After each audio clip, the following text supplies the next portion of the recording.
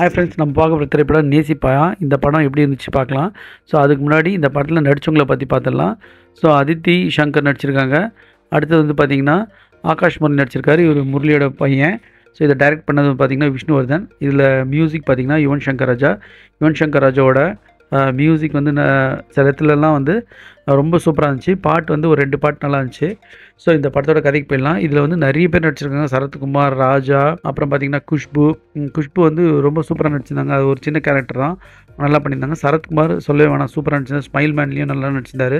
இப்போ சமீபமாக வந்த படத்தில் கூட அவர் சூப்பராக நடிச்சிருந்தார். இப்போ இந்த படத்தோட கதைக்கு போயிடலாம். ஸோ இப்போ வந்து பார்த்திங்கன்னா போர்ச்சுகலில் வந்து முன்னாள் காதலியான தியான்றவங்க மாட்டிக்கிறாங்க. இப்போ அர்ஜுன் ஐடி கை வந்து பார்த்திங்கன்னா ஹீரோ. அவர் வந்து இந்த தியா வந்து காப்பாற்றினாரா இல்லையான்றது தான். ஸோ இவர் வந்து பார்த்திங்கன்னா இவர் எக்ஸ் பாய் ஃப்ரெண்டாக இருப்பார், எக்ஸ் லவராக இருப்பார்.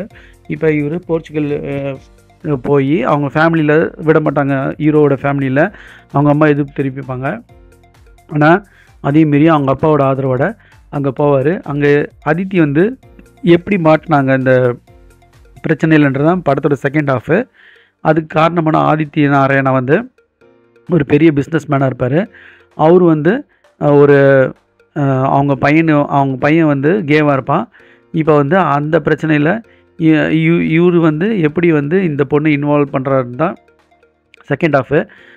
இவர் ஹீரோ வந்து அதை வந்து கரெக்ட் பண்ணுறதுக்கு ஒரு இடத்துல குழந்தைங்க இதெல்லாம் வந்து குழந்தைய கடத்துவார். அதாவது வேல்முருகன் ராஜாவோட அது பொண்ணாக இருக்கும், அதெல்லாம் கடத்தி இது மிரட்டுற மாதிரி பண்ணுவார். அந்த சீன்லாம் கொஞ்சம் ஆக்வர்டாக இருந்தது. இவர் வந்து ரொம்ப ஃப்ளாட்டாக வச்சுருந்தார். ஹீரோ ஃபேஸெல்லாம் வந்து புதுமுகன்றதை அதை கூட ஏற்றுக்கலாம். இவங்க ஹீரோயின் வந்து நிறைய ஓவர் ரியாக்ட் பண்ணியிருந்தாங்க. அதெல்லாம் கொஞ்சம் ஏற்றுக்காத மாதிரி இருந்தது. ஸோ மொத்தத்தில் இந்த படம் வந்து திரைக்கதையாக நல்லா இருந்துச்சு, கதையாக நல்லா இருந்துச்சு. திரைக்கதையாக வந்து கொஞ்சம் ஸ்லோவாக வந்து ஃப்ரெண்ட்ஸ். ஸோ நீங்கள் பார்க்குறவங்க பார்த்து என்ஜாய் பண்ணுங்கள். Thanks friends.